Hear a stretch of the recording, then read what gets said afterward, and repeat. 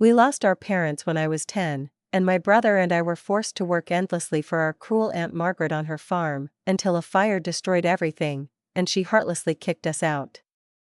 My name is Maya, and when I think about my childhood, it feels like I've lived two completely different lives. The first one was perfect, filled with love, laughter, and the warmth of my family. The second one, well, it's why I am who I am today, even if it was far from easy. I grew up in a small but cozy house with my parents and my little brother, Sam. Our house wasn't big, but it was always filled with joy. My mom made the best pancakes, and my dad could fix anything: broken toys, scraped knees, bad moods, you name it. Sam and I were inseparable. Even though he was younger, he always acted like my protector. I remember thinking my life was perfect. I didn't need anything else, but that all changed when I was 10. The day everything changed, it was a sunny afternoon when my parents left the house to run errands. Sam and I stayed behind, playing in the backyard.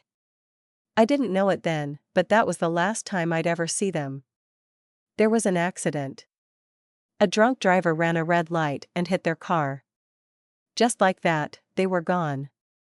I don't remember much from those days, just flashes of people I didn't know offering their condolences, the cold, sterile smell of the courthouse where our future was decided, and the crushing realization that my parents weren't coming back. Sam was only 7, and he clung to me as his life depended on it. I tried to be strong for him, but I was just a kid too. We didn't have any close relatives nearby, so the court sent us to live with our Aunt Margaret. Living with Aunt Margaret wasn't exactly thrilled to take us in. She was my dad's sister, and they'd never really gotten along. From the moment we walked into her house, it was clear we weren't welcome. Her house was big but cold, sitting on a sprawling piece of land that included a huge farm. To her, the farm wasn't a source of pride or joy, it was just another burden she complained about endlessly. Unfortunately for us, that burden became ours. Aunt Margaret wasted no time putting us to work. Every morning at dawn, Sam and I were out in the fields, feeding the animals, cleaning out stalls, and fixing fences. If a tool broke, it was my job to figure out how to fix it. If the garden was overrun with weeds, Sam and I were the ones on our hands and knees, pulling them out. The work never seemed to end. After school, while other kids were playing or watching TV, we were hauling hay bales or collecting eggs from the chicken coop.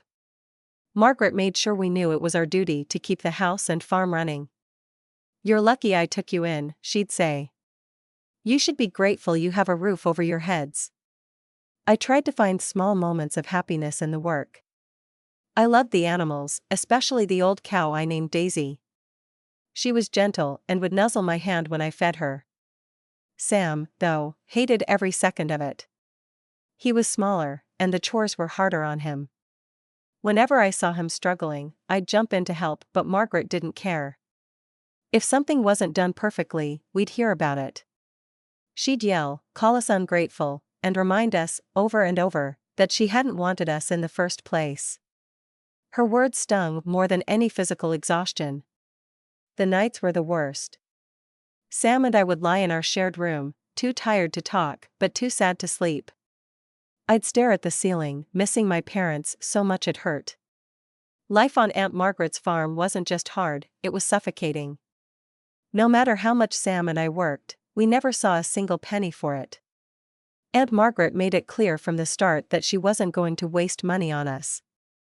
We wore the same clothes year after year, patched up by my clumsy sewing whenever they tore. If our shoes had holes, we stuffed them with bits of cloth or paper to make them last a little longer. School supplies were a luxury we couldn't ask for. Whatever the teachers handed out was what we used, and I learned quickly to make a pencil last as long as possible. Meals were no better.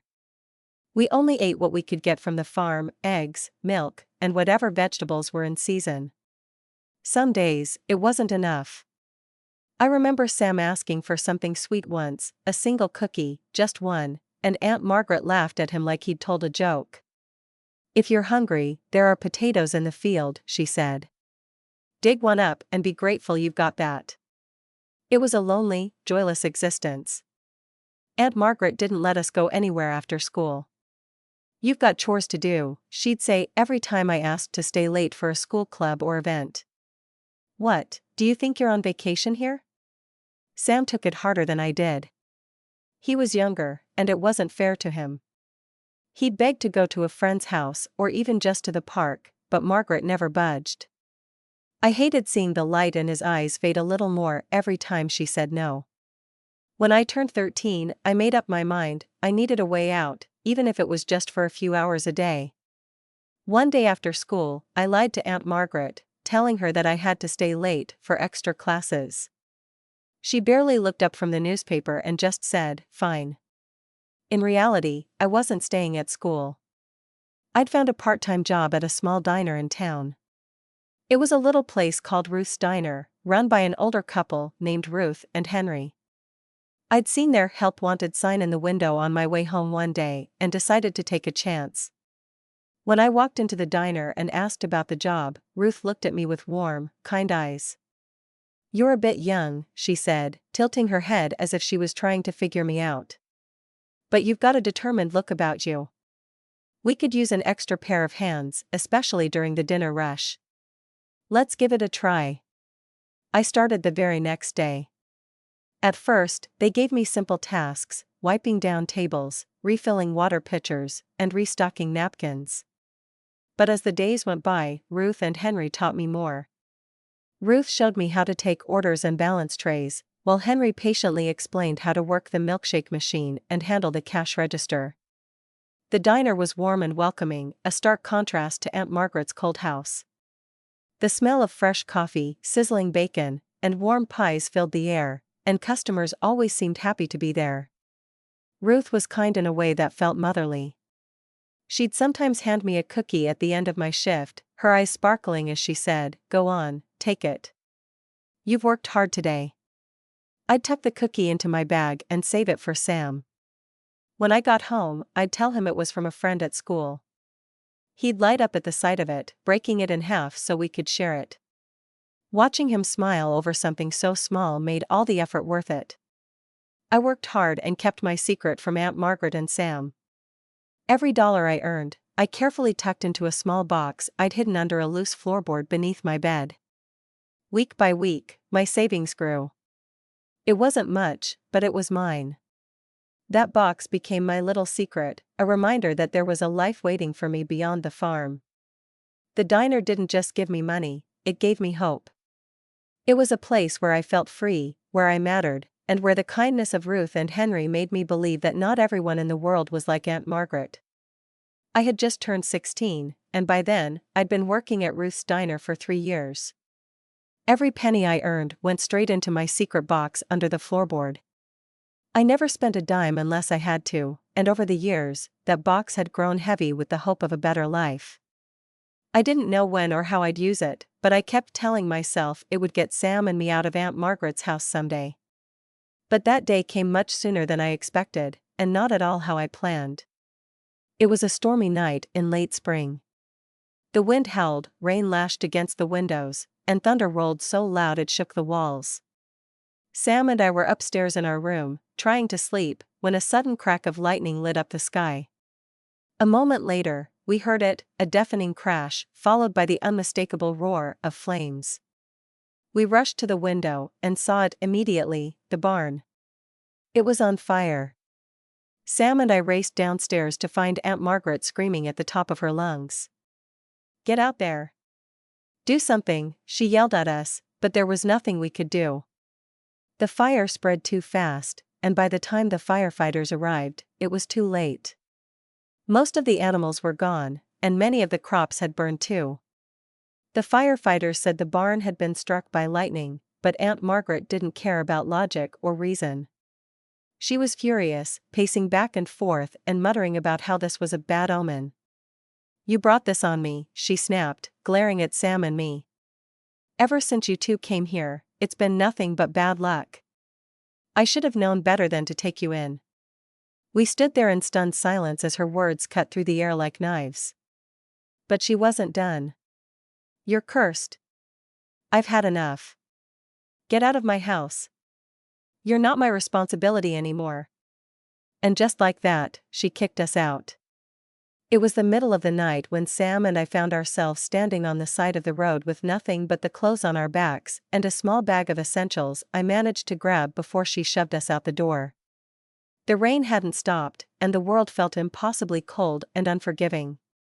We walked for what felt like hours until we found shelter under a bridge near the edge of town. It wasn't much, but at least it was dry. For the next week, that bridge became our home. Sam and I huddled together at night to stay warm, and during the day, I'd use what little food I had saved from the diner to make sure he didn't go hungry. I hated seeing him like this, scared, tired, and unsure of what was going to happen next. But I had a plan. By now, I'd saved enough money to get us through a few months, and since I was 16, I was old enough to rent a small apartment. It wouldn't be fancy, but it would be ours. On the 7th day, I took Sam to a diner near the edge of town, not Ruth's, but another one where we wouldn't draw attention. I bought him a proper meal and then went to a nearby rental office. I explained our situation to the landlord, leaving out the part about living under a bridge, and handed him the deposit in cash. That night, Sam and I slept in an actual bed for the first time in days. The apartment was tiny, just one room with a mattress on the floor and a little kitchenette, but to us, it felt like a palace. After we settled into our little apartment, I knew I couldn't keep my job a secret from Sam any longer. One night, as we sat together on the mattress eating the sandwiches I had made, I took a deep breath and told him everything, about the diner, about Ruth and Henry, and about the years I'd spent sneaking off to work. At first, he was shocked. "You've been doing all this for us?" he asked, his voice filled with a mix of awe and guilt. "I had to, Sam," I said gently. "It's how I kept us going. And now, I can work more hours since we're not stuck taking care of Aunt Margaret's farm anymore." His face softened, and for the first time in a long time, he smiled, a real smile. "You're amazing, Maya. I'll help too. I'll figure something out." Not long after that, Sam started getting curious about finances. He began reading books he borrowed from the library, watching videos online, and learning everything he could about money management and investments. His determination was inspiring, and it wasn't long before he found a part-time job at a small real estate agency. By the time I was 23 and Sam was 20, our hard work had paid off. Between my long hours at the diner and Sam's job at the agency, we'd built a small investment portfolio. Sam's interest in finances had turned into a real talent, and he guided us in making smart decisions with the money we earned. We lived comfortably now, each in our own place, but still close enough to see each other regularly. For the first time in years, life felt stable. Peaceful, but that peace didn't last long. It was a warm afternoon when I decided to swing by my house after a grocery run. As I pulled up to the curb, my heart sank. All of my belongings were scattered on the front lawn: clothes, books, furniture, everything I owned. I rushed to the front door, only to find the lock had been changed. Panic set in as I pounded on the door, calling out, "Hello? Is anyone in there?" A few moments later, the door opened, and there she was. "Aunt Margaret, what are you doing here?" I demanded. She crossed her arms, her face twisted in defiance. "This is my home now," she said. "I raised you, fed you, and gave you a roof over your head. It's about time you paid me back. I deserve this." I was stunned. "This is my house, Margaret. You can't just break in and throw my stuff outside." "This is my right," she snapped. "I took care of you for years. You owe me." I didn't waste another second. I called the police. When the officers arrived, I showed them my lease, bank statements, and identification, proving that the house was mine. Margaret, on the other hand, had nothing but her baseless claims. The officers escorted her out of the house and took her to the station for trespassing and theft. In the days that followed, I learned the truth about what had led her to such desperation. After the barn fire, Margaret's life had spiraled out of control. She couldn't recover from the loss of the farm because she was too lazy to put in the work. Instead, she started begging friends and acquaintances for money, and when that wasn't enough, she turned to stealing. The court case didn't take long. With my evidence and the testimony of others she had stolen from, Margaret was found guilty of trespassing, theft, and fraud. She was sentenced to several years in prison. The day I stood in that courtroom and watched Margaret being led away, I felt a strange mix of emotions. Relief, yes. But also sadness for the life she could have had if she'd just chosen differently. As for Sam and me, we moved forward. The house was ours again, and so was our future. We had built a life from nothing, and no one could take that away from us. Looking back now, I realize that everything we went through, every struggle, every heartbreak, made us stronger.